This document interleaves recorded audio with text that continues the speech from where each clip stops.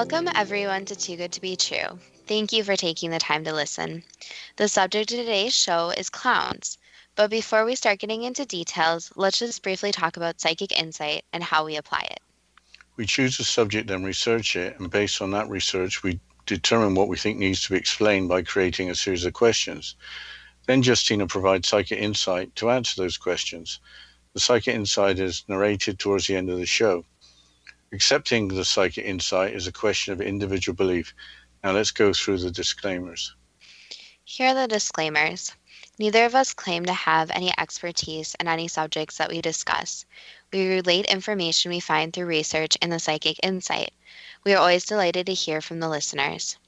The show only lasts an hour. We don't have the time to present exhaustive research on any topic. This means that there will be information that we miss. We want to provide a basis for the psychic insight. We don't care if a theory turns out too good to be true, as the show name suggests. We are only interested in finding out more of the truth about topics. Spirit can only relate insight that is appropriate for our time in history. Free will cannot be affected. Only comments that are appropriate for our time can be given through the psychic insight. Much of the subject matter in shows may have already been covered many times in other media. We want to look into subjects in a new, different way and be thought-provoking. We are not so good with pronouncing names. We apologize. And neither of us have any particular knowledge of clowns, jesters, or the psychology or of laughter. If we have misstated anything, we apologize. Today we're going to discuss clowns. It was your idea that came completely out of the blue. We will also discuss jesters as they developed along with clowns. You didn't hesitate when I suggested this subject. I think there are a lot of people who don't like clowns or even fear them. Coulrophobia is the fear of clowns. You didn't seem so fond of clowns when I mentioned the subject. But one clown is counting on not too many fearing him. Recently, a headline caught my eye. Professional clown runs for Congress in South Carolina. Here is a quote from Newsweek about candidate Steve Luff. According to what appears to be Luff's LinkedIn profile, Luff studied anthropology at Dartmouth College in New Hampshire. In 1998, he started his career as a professional clown at Ringling Brothers Barnum and Bailey Circus. For 30 years, Luff juggled his profession as a clown and hopes to bring the values he learned at the circus to Congress. Unquote. I'm not sure what is included in values to be learned at a circus, but they have a lot of traditions. Is there such thing as a clown party?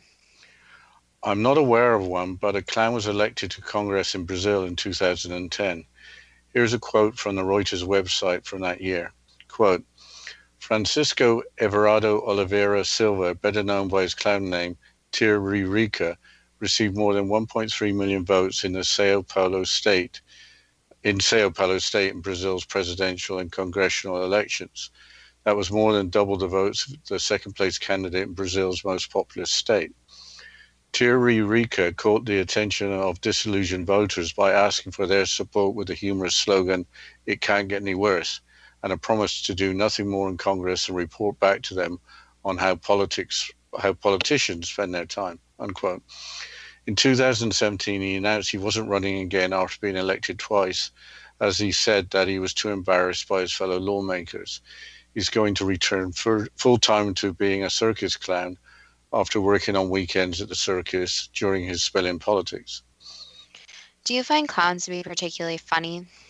Not really. I'm no fan of traditional circuses.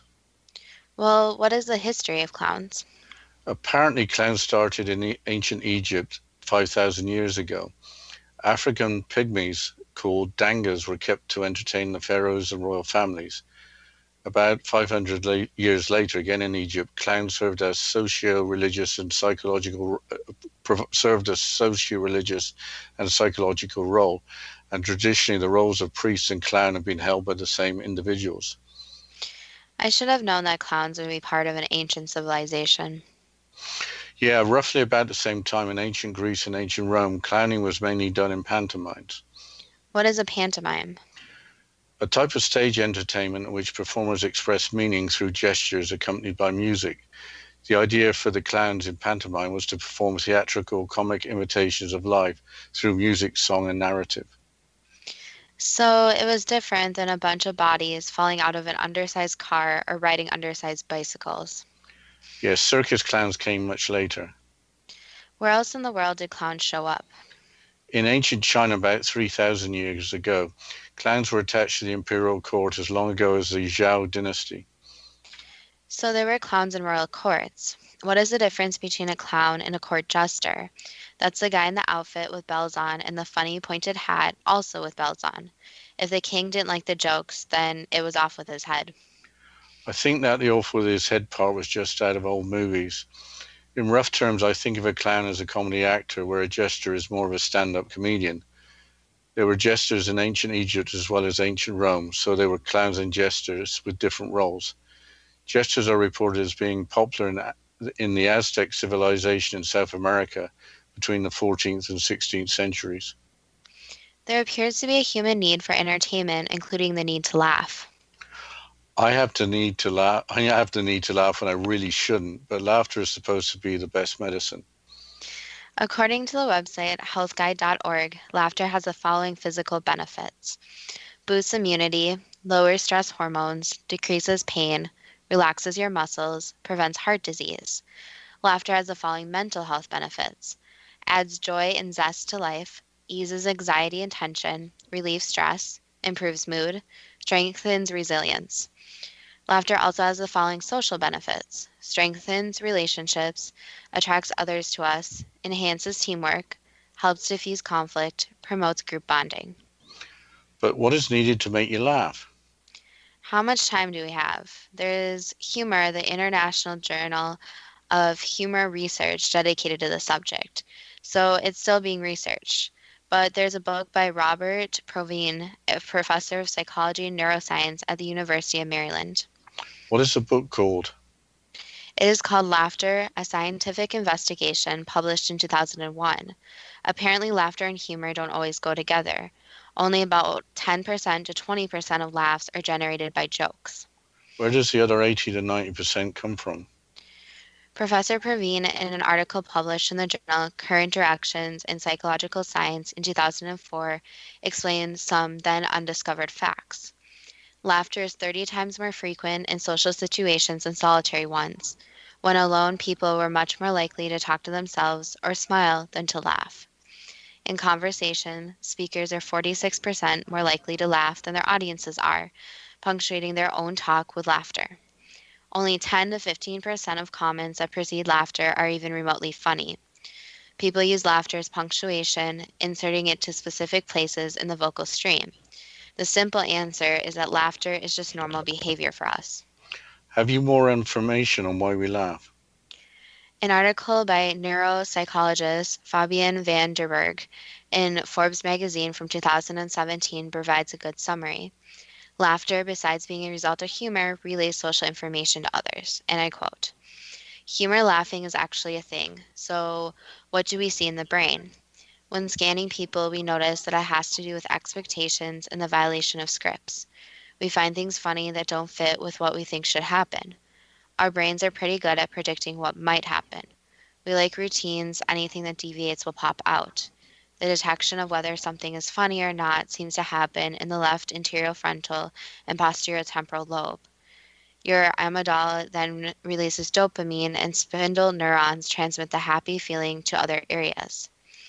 Different types of jokes result in different types of activation, of course. Puns, for instance, make the language centers go wild. Regardless of the joke type, the brain responds to humor. Humor is when we expect one thing and then something else happens, when our scripts are broken in a non threatening way. This also corresponds with a lot of jokes and physical humor. You expect one thing and then the twist turns it around completely. The brain doesn't necessarily decide if something is funny, it's more a question of did it see it coming? If expectations are violated, it can elect joy and happiness. The entire process, the hows and whys, aren't known yet, but I believe the general consensus is that it relays social information to others. It signals that nothing bad is going on, everything is fine, so join in and don't worry. End quote. Do we learn to laugh at things as we grow up? According to laughter therapist and psychologist Dr. Steve Wilson, infants laugh almost from birth. People who are born blind and deaf still laugh. So we don't learn laughter, it's part of how we are made. What happens in our bodies when we laugh? I will quote from the special needs website, and I quote, 15 facial muscles contract, our breathing becomes irregular, as well as we half close our larynx, and even our tear ducts can be activated. Our muscles throughout our bodies contract as laughter spreads from our face, through our respiratory system, and eventually through our entire bodies. People usually laugh because they're happy, but laughter also has the power to make us happy.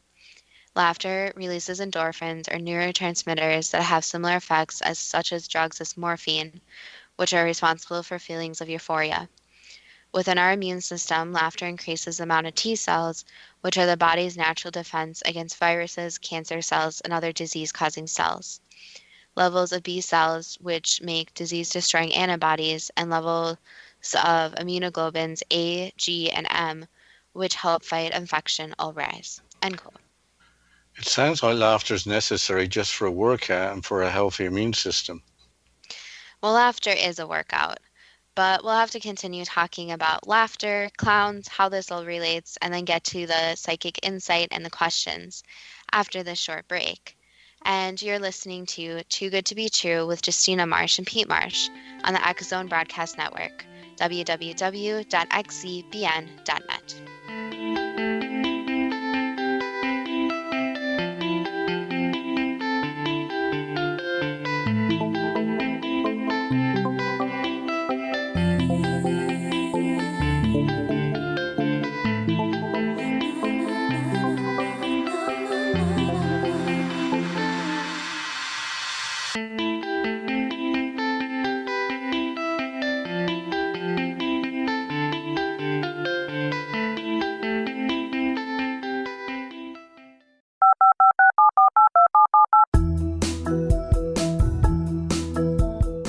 Did you know that when you're on the road with limited data or Wi-Fi, you can still listen to the X Zone Radio Show with Rob McConnell, The Science of Magic with Gwilda Wiyaka, X-1, Dimension X, Space Patrol, and every minute of the X Zone Broadcast Network by calling 213-401-0080, courtesy of Audio Now. No smartphone, app, or internet needed. It saves your data plan and it's free if you have unlimited minutes. Call 213-401-0080 to listen on any phone, anytime, anywhere. Remember 213-401-0080 for the best of the paranormal, parapsychology, and sci-fi radio programming anywhere, 24/7, 365. You have heard of the X Zone? Now watch it on Simul TV, plus 500 video games, live TV channels, free video on demand, worldwide, and more. Does this sound like tomorrow's television? Well, it is, but you can have it today, right now. It is Simul TV. Simul TV offers what the others only wish they could provide. 15 exclusive channels like X Zone, sci-fi, and horror. We are worldwide. No other provider offers that. 500 built-in video games. No need to have an extra expensive system. We have them included. Free video on demand. Live streaming events from around the world. Interactive online network, and much more. Tomorrow's TV today. Simul TV. Sound too good to be true? Well, it's not. You can have Simul TV today. Sign up at simultv.com. Do it today.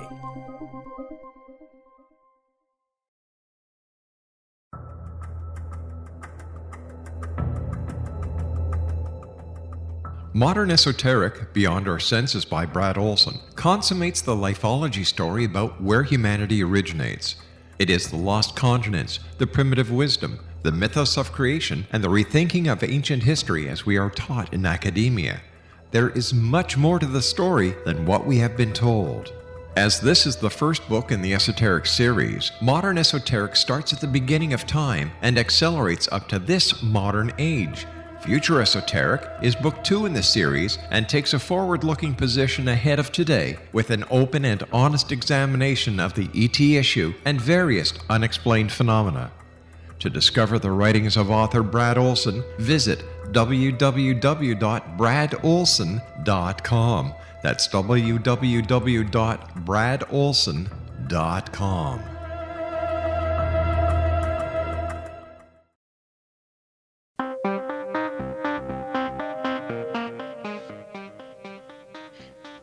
Welcome back to Too Good to Be True. And before the break, we were talking about laughter. But I'll quote again from the Special Needs website. Laughter works the cardiovascular system and lowers blood pressure, so it's like a cardio workout. It also increases memory and cognitive functioning. The average adult laughs only 17 times a day. It all sounds very beneficial, but can you die laughing? Apparently, yes. Here is a quote from Wikipedia. Death from laughter is a rare form of death, usually resulting from cardiac arrest or asphyxiation caused by a fit of laughter. Instances of death by laughter have been recorded from the times in ancient Greece to the modern day. End quote. Here are two examples from the same Wikipedia article. Retainer is another name for servant. Cleopatra, ruler of Egypt in 51 to 30 BC, said her retainer died from laughter after witnessing her husband's death. End quote. And another one, and I'll quote, the 1988 movie comedy A Fish Called Wanda features a scene where actor Michael Palin gets some french fries stuffed up his nose and a pear in his mouth. In 1989, a Danish audiologist named Ole Benson found the scene so side-splittingly funny that his heart rate rose to an estimated 250 to 500 beats per minute, leading to a fatal heart attack. End quote. But let's go back to court jesters. They seem to be fun. Yeah, court jesters in the Middle Ages had other duties besides just making the king or queen laugh. Here's a quote from the website History Extra. Quote, but being selected as the personal jester of a medieval king or nobleman came with a serious health warning. Jesters were often required to go to the battlefield with their masters to carry messages between the leaders of warring armies, demanding that the city surrender to a besieging army or delivering terms for the release of hostages. Unfortunately for the jesters, the enemy did sometimes kill the messenger as an act of defiance, especially if they regarded the terms being offered as an insult. And some used a catapult or trebuchet to hurl the unfortunate messenger or his severed head back to his own camp as a graphic illustration of what they thought of the message. Unquote. Did they have other duties besides becoming projectiles? Yes, they did. They entertained the troops. Here's another quote from the same website. The football referred to is actually soccer. Quote, jesters also had a vital role to play in the battle themselves. In the early Middle Ages, their job was to wage psychological warfare, boosting their army's morale the night before with songs and stories. When the two armies took up their opposing positions in preparation for battle, the jesters would cavort up and down on foot or on horseback between them, calming the nerves of their own men by making them laugh at jokes, singing bawdy or insulting songs, and then calling out mocking abuse to their enemies in order to hearten their own soldiers and demoralize the opposition, rather like modern-day football supporters before a match. Some even juggled swords or lances in front of the enemy, taunting and baiting them until those with the hottest tempers broke ranks and charged prematurely to avenge the insult and kill the fool, which would weaken their defensive position. Unquote. Court jesters were retained by monarchs or nobles, but there were other jesters that travelled around as entertainers. Did Henry VIII have a court jester? Yes, more than one. His best-known jester was Will Somers, who joined Henry's court in 1825. After calling Anne Boleyn a whore and Princess Elizabeth illegitimate, Henry VIII wanted to kill him. But Somers survived to outlive Henry VIII. Here's a quote from the website Times of the Tudors. Fool, as we heard earlier, is another word for jester. Quote, the king was very fond of his fool, and Somers showed his loyalty by remaining in the king's service till the very end of Henry's life. In later years, when the king's ulcer in his leg was causing him immense pain, Will Somers was the only one who could make the king smile. Despite the rather condescending title of fool, Will Somers had a good deal of integrity combined with discretion, which made him perfect for his role at court. He often drew the king's attention to the extravagance of his court by small witty remarks and jokes. Court jesters had always had a special familiarity with the monarchs and the royal family, and was allowed to utter things that would have sent everyone else to the scaffold. Unquote. I think that we should move on to discussing the circus clowns of more modern times. Yes, Philip Astley created what is thought to be the first modern circus in England in 1768. He also created the first circus clown called Billy Buttons. That was based on a popular tale of a tailor trying to ride a horse to vote in an election. Of course, he rode the horse very badly and kept falling off. What is it with clowns and elections? I don't know the answer to that, but here's a quote from Wikipedia regarding how Astley created the traditional circus. Quote, Astley rode in a circle rather than a straight line as his rivals did, and thus chanced on the format which was later named a circus. He performed his stunts in a ring 40 feet in diameter, which is the size used by circuses ever since.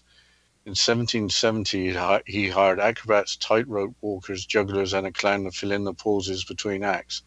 Unquote. For the ring, 42 feet in diameter is about 13 meters. Didn't they have circuses in ancient Rome? Yes, but that was all to do with chariot racing.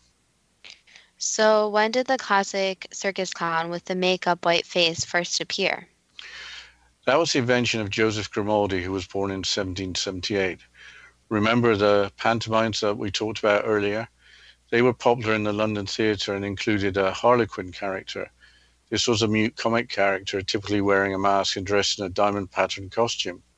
Grimaldi invented a character called Joey, and rather than wearing a mask, put on the white makeup and expanded the comic role so much that Joey the Clown replaced the harlequin.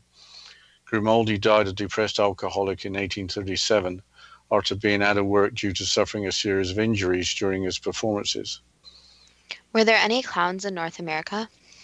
Yes, circuses became very popular in the United States in the 19th century, so there were clowns, including a female clown. But before we talk about Amelia Butler, here's a story set in 19th century London from the First Night History website. Quote, the story is told that in 1806, a man goes to visit a doctor who is acclaimed for his ability to treat melancholia. I can't eat, I can't sleep, said the man. I feel constantly miserable. Please help me, doctor. Laughter is the best medicine, my friend, says the doctor. Take yourself off to the Covent Garden Theatre, where you will find the great Grimaldi performing in Harlequin and Mother Goose, or the Golden Egg. It is exquisitely funny and will cure you of all your ills without any pills or potions from my cabinet. The man looks at the doctor for a moment. Ah, he says, that won't help. Why not, sir? The man shrugs. I am Grimaldi. So what is there to know about Amelia Butler? Not a lot, but besides she was a clown in 1858, along with the big red nose that isn't shown in the pictures of Joseph Grimaldi. But she was the first female clown in the United States. Who is the next notable clown in the United States? That was Dan Rice, who looked like the caricature Uncle Sam with the stars and stripes outfit, including the top hat, but with white makeup and the big red nose. Here's a quote from Britannica.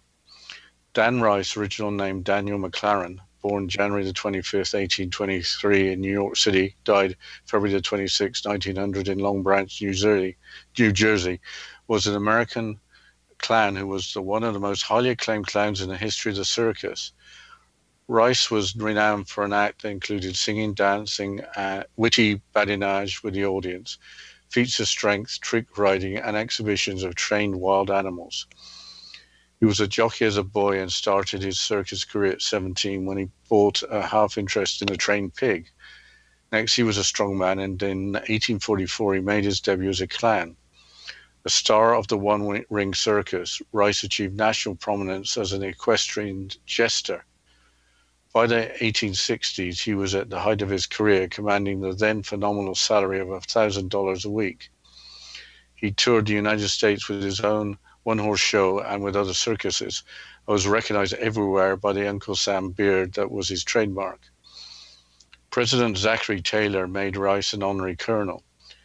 In 1868, he put himself forward for the Republican nomination for the presidency. An alcoholic, Rice began walking out on contracts, and in 1885, he made his last tour, unquote. The word badinage means humorous or witty conversation. Again, what is it with clowns and elections? Dan Rice campaigned for Zachary Taylor for president, inviting Taylor to ride on the circus bandwagon in the circus parade. Local politicians would do their best to join them to get in front of the people. That inspired the expression to jump on the bandwagon. It appears that both clowns and politicians want to get in front of the people and get their attention. Yes, but there are different types of clowns, not just whiteface clowns. But let's start with a description of the whiteface clown from Wikipedia. The whiteface or white clown holds the highest status in the clown hierarchy and is the oldest of the clown archetypes. In modern times, when whitefaces perform with other clowns, they usually function as a straight man, top banana, or leader of the group. Whiteface clowns use clown white makeup to cover their entire face and neck, with none of the underlying flesh color showing. Features are then usually painted on in either red or black. What's another type? There is the Auguste or red clown, again from Wikipedia. Accompanying the white clown, there is often another clown variety known as the Auguste or red clown. The Auguste role is different from that of the white clown. In strict classical European circuses of the past, the Augustes were never described as clowns because technically they were not instigators but recipients of the comic doings. The Augustes are the ones who get the pies in the face, are squirted with water, are knocked down on their backside, sit accidentally in wet paint, or have their pants ripped off. Unquote.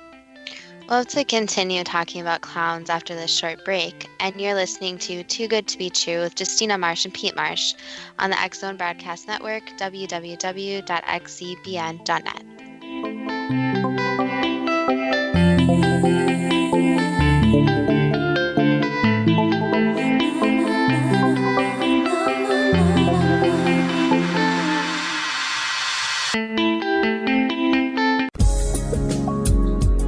From our broadcast studios in Hamilton, Ontario, Canada, to the world and beyond, you're watching the X-Zone Broadcast Network, www.xzbn.net.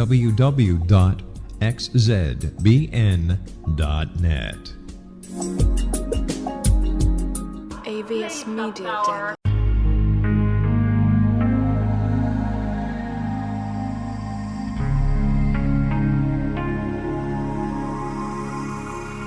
The scientist and the mystic have been on an age-old, relentless search with one thing in common. They seek truth. Their paths converge in the 40,000-year-old practice of shamanism, an ancient science delving to the quantum level of life, facilitating healing, manifestation, and evolution.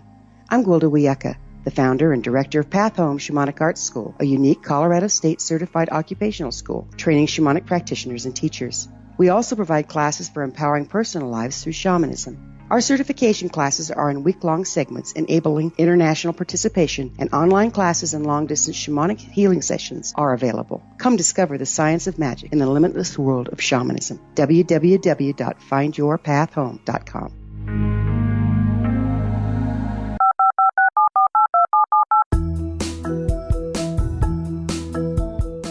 Did you know that when you're on the road with limited data or Wi-Fi, you can still listen to the X-Zone Radio Show with Rob McConnell, The Science of Magic with Gwilda Wiyaka, X-1, Dimension X, Space Patrol, and every minute of the X-Zone Broadcast Network by calling 213-401-0080, courtesy of Audio Now.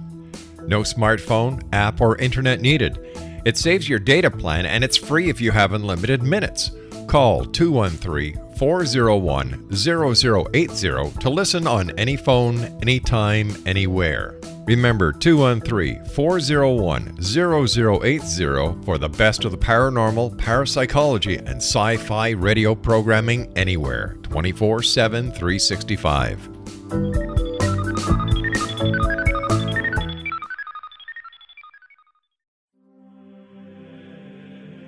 Rob McConnell here, presenting an overview for Nicholas Paul Jennings, author of a fascinating book, Amen. It presents facts revealed by Egyptologists, facts that enable us to understand why Amen is the beginning of creation of God. It provides recommendations for religious leaders of the major religions to unify their beliefs and teach the Word of God. Love one another. Amen informs people how mankind conceived God. It was the Egyptians that developed the concepts of a soul, a hereafter, and Son of God. And finally, after the worship of many gods, they conceived the belief in one universal God, the maker of all there is. For more information, visit www.futureofgodamen.com. That's www.futureofgodamen.com. futureofgodamen.com.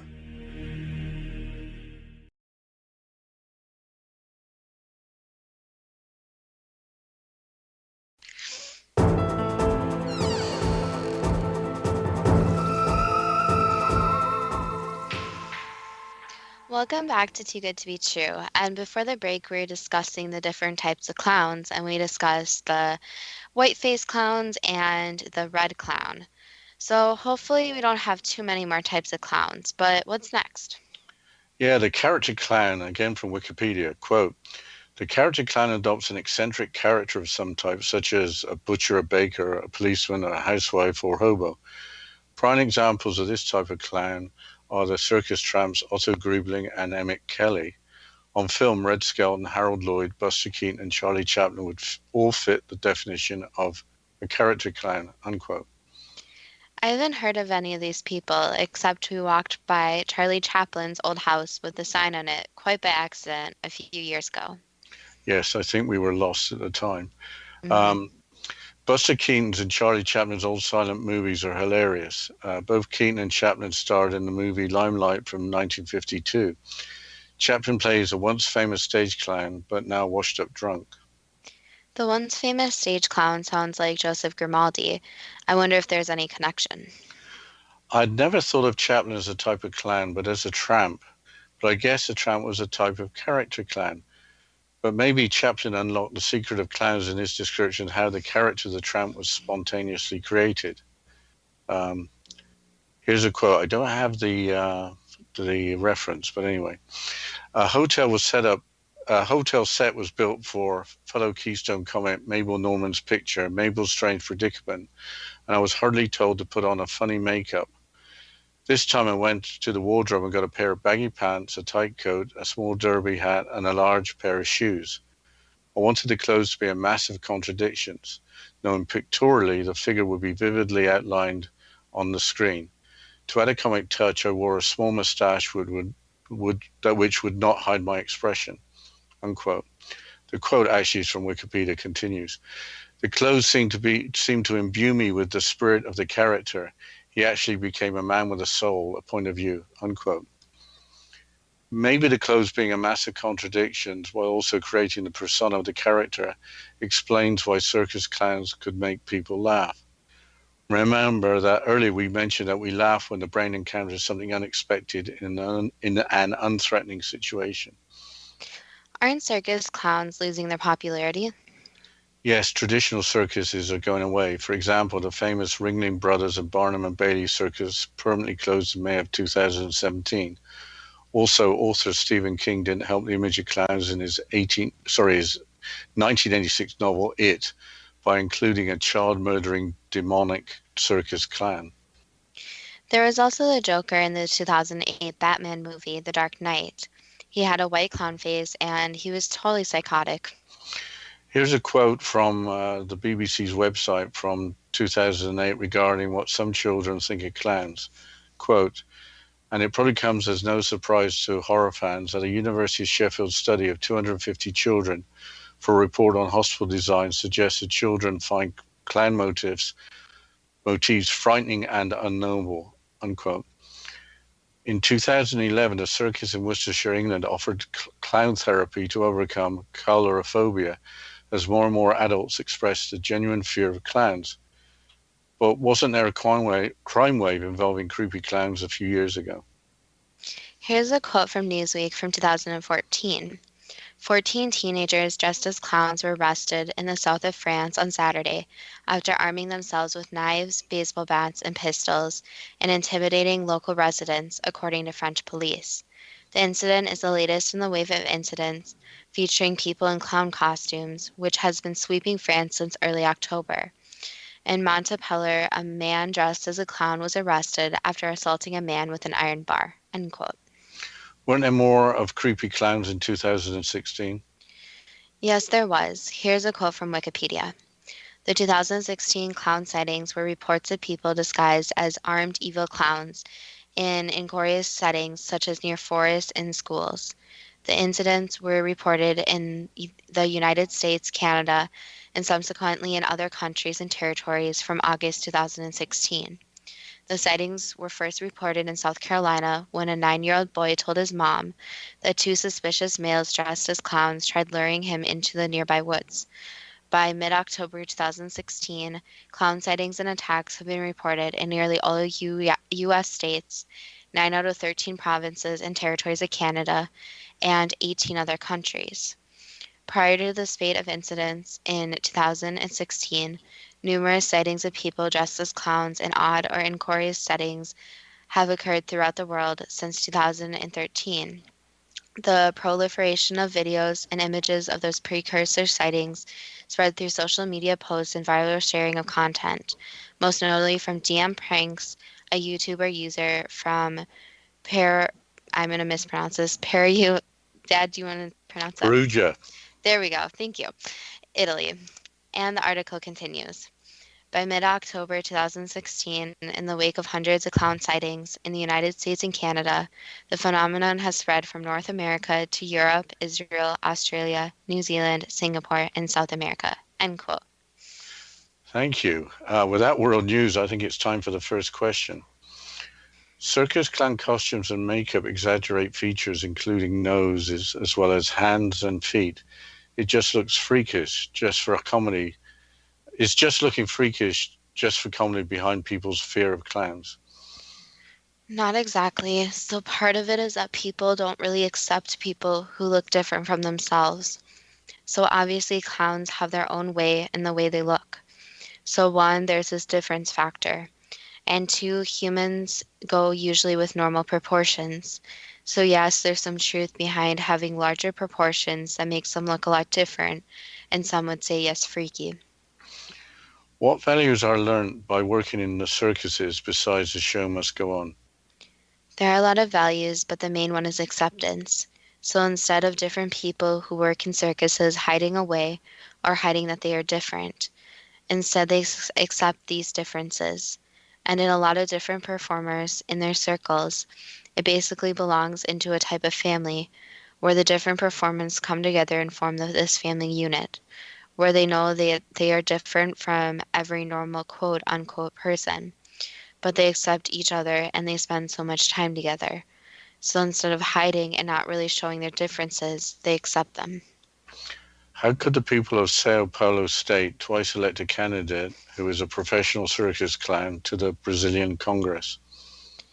They were just a likable person. So that's the thing, is that people are interested in people different from themselves.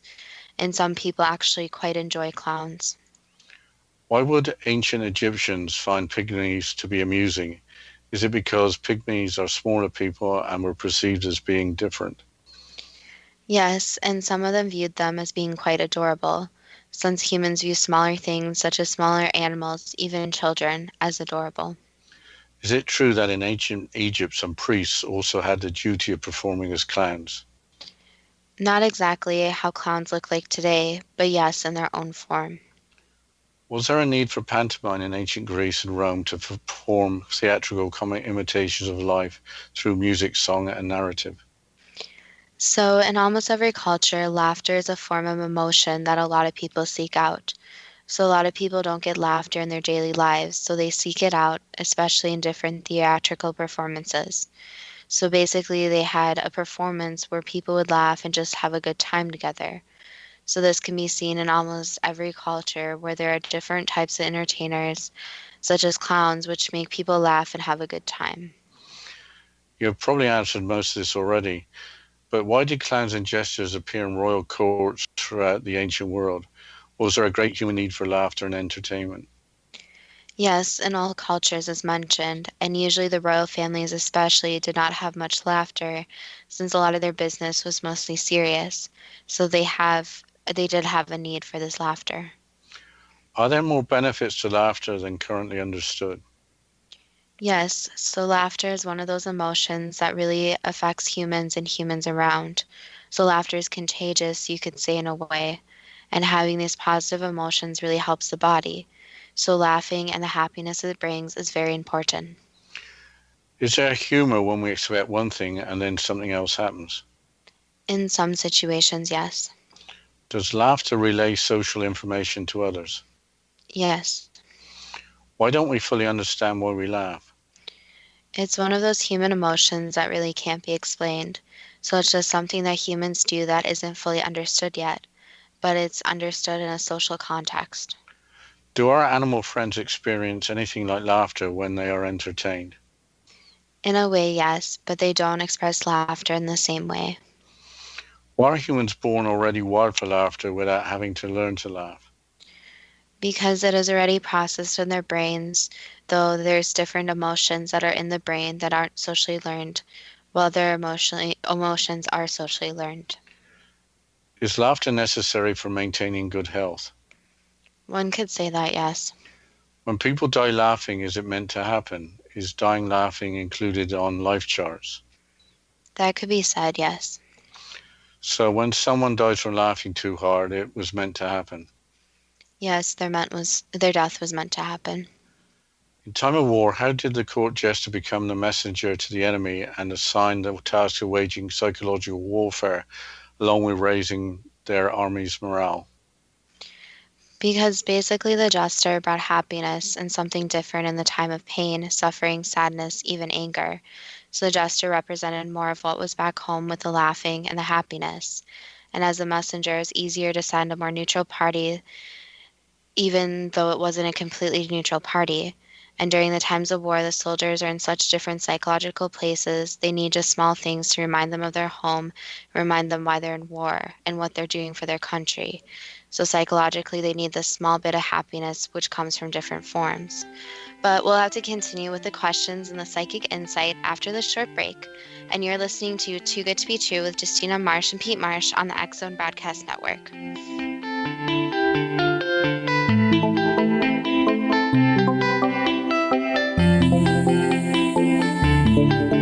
You have heard of the X Zone? Now watch it on Simul TV, plus 500 video games, live TV channels, free video on demand, worldwide, and more. Does this sound like tomorrow's television? Well, it is, but you can have it today, right now. It is Simul TV. Simul TV offers what the others only wish they could provide. 15 exclusive channels like X Zone, sci-fi, and horror. We are worldwide. No other provider offers that. 500 built-in video games. No need to have an extra expensive system. We have them included. Free video on demand. Live streaming events from around the world. Interactive online network, and much more. Tomorrow's TV today. Simul TV. Sound too good to be true? Well, it's not. You can have Simul TV today. Sign up at simultv.com. Do it today. The new nonfiction book, Razor of Madness, is similar to cult movies like Clockwork Orange, Dragon's Tattoo, or The Other Side of Hell. Wayne Morin Jr. and Thomas Lee Howell expose widespread and systematic deficiencies in this thought-provoking tell-all novel. Mind control rages among scholars in law schools. Human rights are ignored while thought reform and mental manipulation are accepted practices used as behavior modification. Dr. Louis Jolyon West comes to mind. Media and public scrutiny shows that United States mental hospitals are in fact destructive murder industries.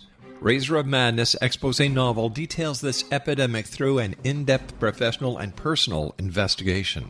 For decades, there has been a revolving door policy that still releases killers and pedophiles back into society. The maestro of mind control continues to haunt America to this very day. Razor of Madness is available in paperback or as a downloadable ebook at Amazon.com. I'm William S. Peckham. If you enjoy a good mystery with a touch of the paranormal, then you'll love my novel, From Out of the Woodwork. It's the story of a young Toronto contractor, Sean Kennedy, who buys derelict homes, guts them, and turns them into multifamily dwellings. Slums just waiting to happen. When Sean buys 29 Livery Lane, the house fights back. Former owners unexpectedly come out of the woodwork as he starts the destruction. The apparitions come to him when he touches old books, reads hidden letters, rummages through old boxes, finds a locket, or reads a discovered manuscript of a murder mystery. From Out of the Woodwork will take you from 1899 to the horror of the World Trade Center, September 11, 2001. Check out From Out of the Woodwork on my website, www.williamspeckham.com. WilliamSPeckham.com.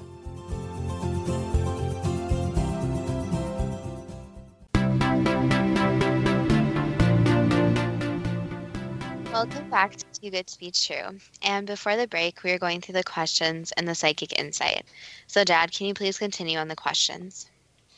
Why did Henry VIII spare the life of his court jester, Will Somers, after threatening to kill him when death sentences were then a common form of punishment? Because he quite liked him. Why does the image of the court jester typically bring a smile while the image of a whiteface clown typically does not? Just because of what society accepts and does not accept.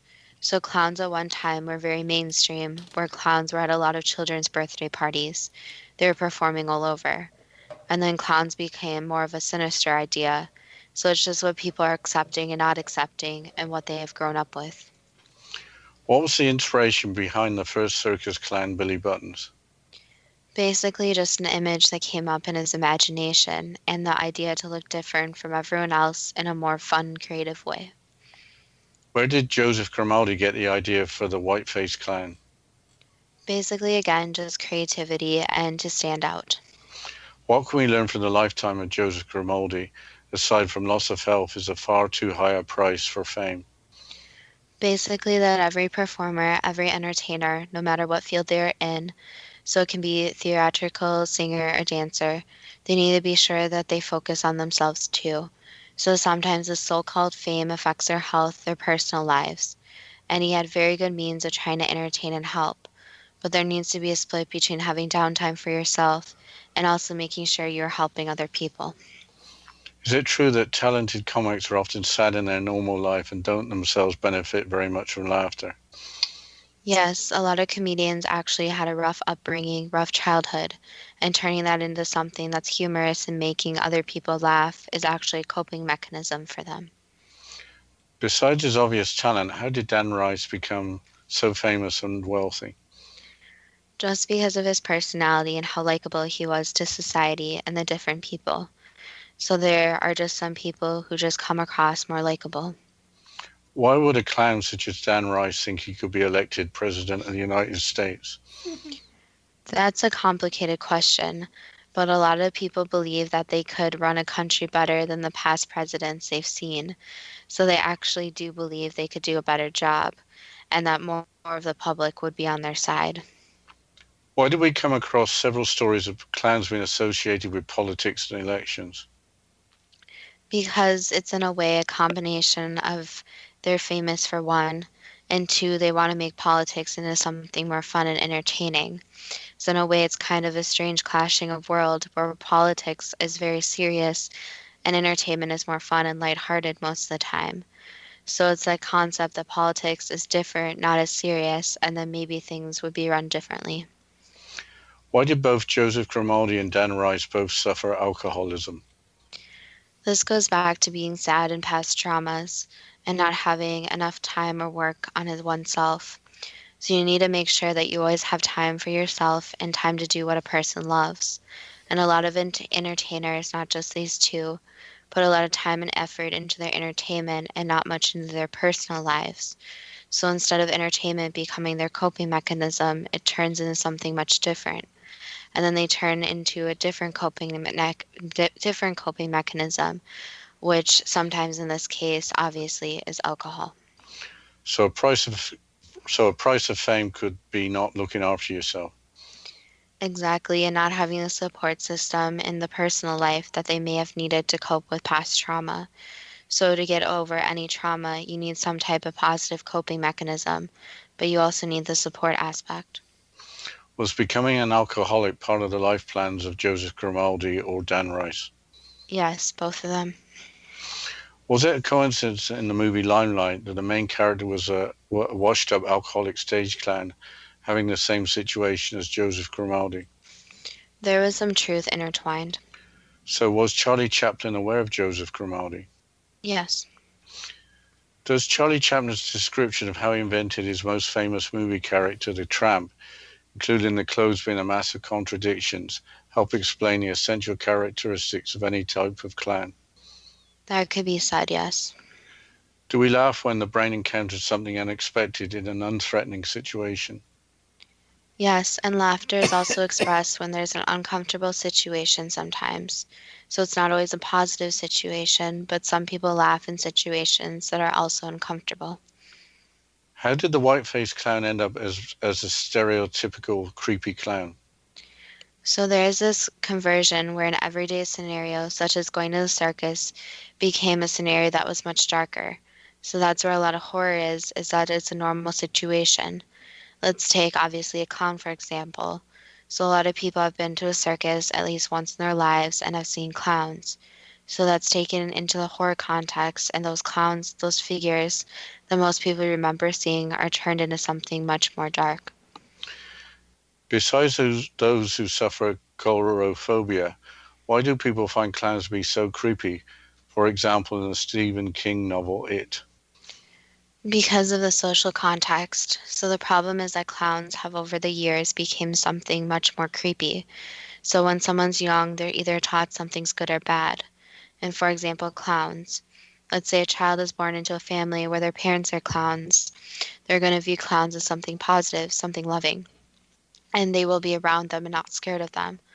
However, if a child is placed and sees a circus, and then later hears a creepy story about clowns, or for example sees or reads a book about it, then they will have the social context that clowns are bad and they need to stay away from them. So it's all these social cues and social contexts which tell a person if something's good or bad. So also take the example of a spider. A lot of people are scared of spiders, so usually the parents will teach their children, not even consciously teach their children, but in a very subtle way, where spiders are bad. So it's this handing down from society of what's bad and good. Why don't people today, including children, relate to circus clowns? Is it because few people go to the traditional circus which has become outdated? Yes, so circuses used to be a lot more available, and circuses today aren't what they used to be before.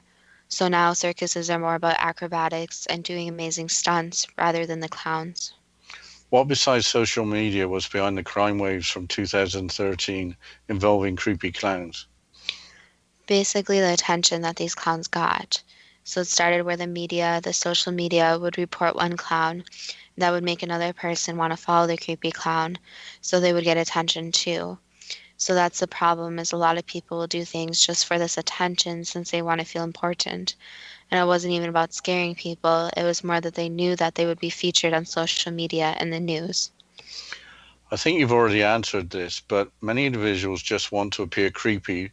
Sorry, but did many individuals just want to appear creepy rather than get involved in crime? Yes, there were a lot that, again, just wanted attention and didn't actually want to harm anybody. You've probably answered this already for Grimaldi, but what can we learn from the lives of both Joseph Grimaldi and Dan Rice? Basically, in that any career that a person should not get over involved in their career. So there still needs to be time with family, friends, doing things for themselves. And also a lot of entertainers seem to have the perfect life, but that's not always true. So you never see what's going on in the background of entertainers' lives. And they put on kind of a show in a way, even sometimes in their personal lives. So it's important to make others laugh, but it's also important to continue to make yourself happy. So being famous is extremely hard work. Yes, and a lot of people can't handle the pressure. What can we learn from most laughter not arising from jokes? One, that some people laugh in uncomfortable situations, and that's okay. That's how some people cope with situations. And two is that happiness can come in many different forms. So laughing usually makes someone happy, which is positive, but happiness also comes from small or big things. So happiness may come from just going for a walk, reading a book, doing yoga, going to the gym, something small, even smaller things such as getting ice cream for the day. So laughter is linked to happiness, but laughter is not the end all of happiness. That was the last answer. Are clowns something not to be afraid of, too good to be true? That depends on what you are prepared to believe. I hope that the last hour was helpful for those with a fear of clowns. You're among friends. Well, with that, if you are a clown or not a clown, either way, you can visit our Facebook page at Too Good to Be True or our website at toogoodtobetrue.net. And we would love to hear any future suggestions. Is there some other type of phobia you want us to cover? Do you want a show about spiders? I don't like spiders, but we could still do a show about spiders. So you can send us any suggestions there or any comments about today's show.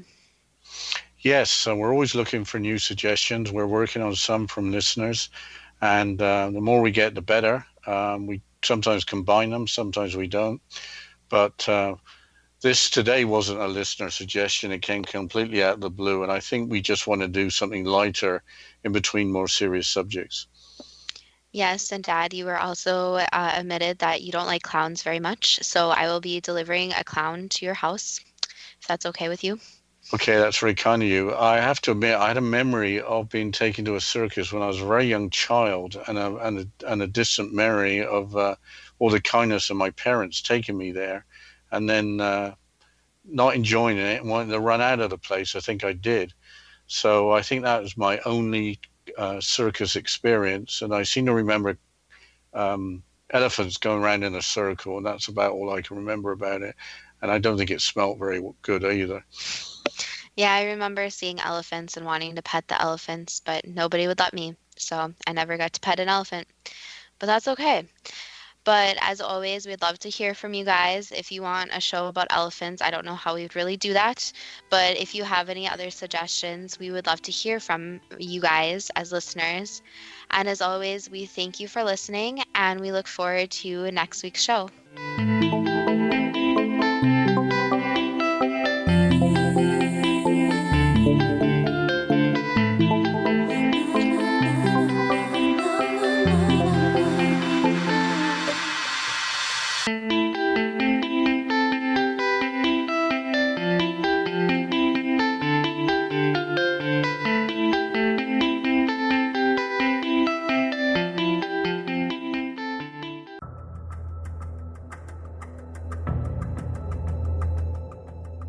Modern Esoteric, Beyond Our Senses by Brad Olson, consummates the lifeology story about where humanity originates. It is the lost continents, the primitive wisdom, the mythos of creation, and the rethinking of ancient history as we are taught in academia. There is much more to the story than what we have been told. As this is the first book in the Esoteric series, Modern Esoteric starts at the beginning of time and accelerates up to this modern age.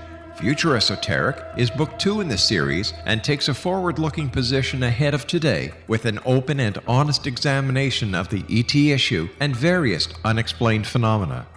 To discover the writings of author Brad Olson, visit www.bradolson.com. That's www.bradolson.com.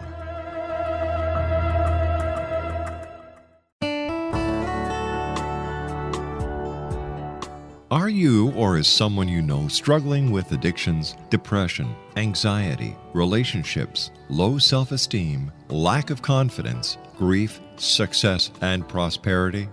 Do you know that your subconscious belief plays a big role in the outcome of your hard work? We can help you permanently change the beliefs that may be the reason for your struggles and failures. We care about getting you the return on your investment and the results you are looking for. We can help you be free of the limitations of your past and in realizing your highest potential. We work with people by phone and Skype.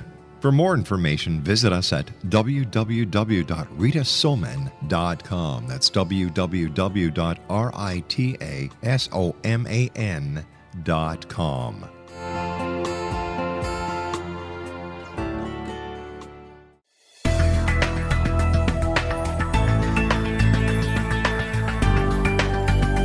Do you think you have energy problems in your home? Do you feel better when you're away than when you're home? Joey Korn is a global leader in the world of dowsing who specializes in personal energy clearing and space clearing. He can help you create an ideal energy environment in your home no matter where you live in the world. Learn about his remote spiritual house cleaning services and much more at www.dowsers.com. You can get Joey's book, Dowsing, A Path to Enlightenment, as well as other dowsing books and tools, Kabbalah books, and Walter Russell books. Joey's work is really amazing. Go to dowsers.com right now. That's DOWSERS.com or call 1-877-DOWSING. That's 1-877-369-7464.